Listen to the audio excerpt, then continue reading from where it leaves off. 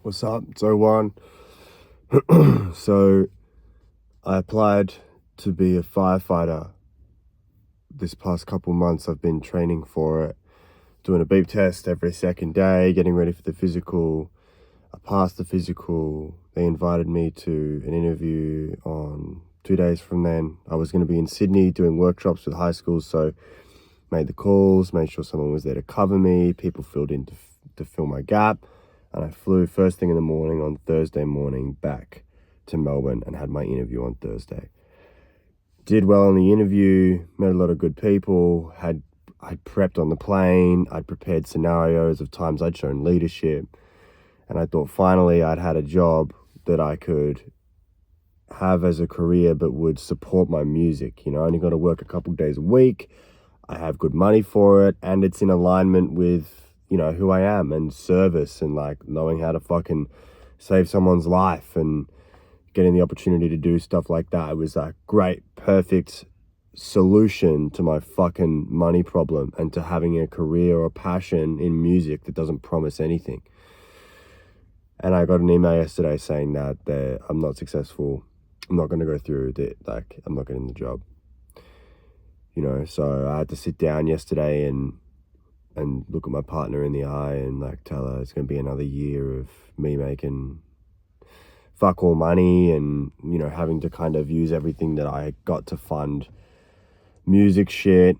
And same thing yesterday when I was working and I got that email. I was like looking at other artists in my world in Melbourne in hip-hop, and I was like, artists that I feel like I'm on peer with, that I kind of know who I am, and I'm looking at their listens and they're like double mine. I'm like, fuck. I had all these realizations yesterday of like how far I am from where I want to be, and it's humbling and it's helpful, but it's also heartbreaking. And yeah, there's just those thoughts of like, fuck, am I good enough? Am I ever going to figure this out?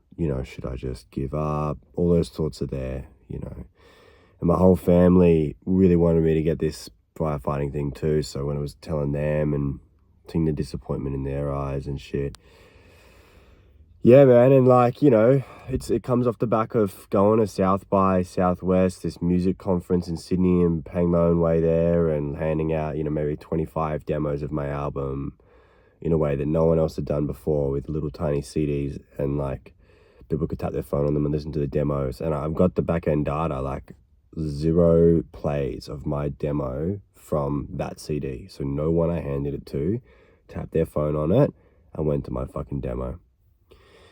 So yeah, look, I'm just kind of like, honestly, just living in that at the moment, and I don't have any real wisdom around it. It's just, it's one of the, it's life. It's literally life. You don't always get what you want. The universe isn't always going to give you the things that you are handed, but it does reward, fortune favors the bold. Like, I know that if I persist long enough with music and even with trying to find a serious like emergency services job, like I know that these things will come into play, and the gift that it's given me would be I'm now more aware of what I want my secondary career to look like. Like I'm not interested in going back into construction or carpentry or stage management. Like I know for sure now that I want some kind of serious emergency like service-based role. Yeah, I mean, I even applied to the military. Had a call with them and and yeah, I think that's not going to support the arts. I'm not doing that. So anyway, it's just been a big chapter of learnings around getting rejected and saying no. And I think another piece of wisdom in there for me is that it's not me. It's them.